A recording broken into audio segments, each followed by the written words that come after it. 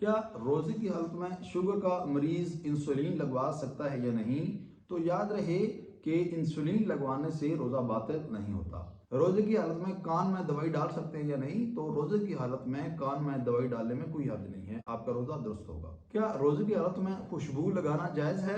تو یاد رہے کہ روزے کی حالت میں خوشبو لگانے میں کوئی حرج نہیں ہے، آپ کا روزہ درست ہوگا۔ کیا روزے کی حالت میں آنکھ میں دوا ڈالنا جائز ہے؟ تو یاد رہے آنکھ میں دوا ڈالنا روزے کی حالت میں بھی جائز ہے، اس میں کوئی مسئلہ نہیں ہے اور آپ کا روزہ اس سے متاثر نہیں ہوتا۔ کیا روزے کی حالت میں اگر دانتوں سے خون نکل آئے تو وہ روزہ درست ہوگا؟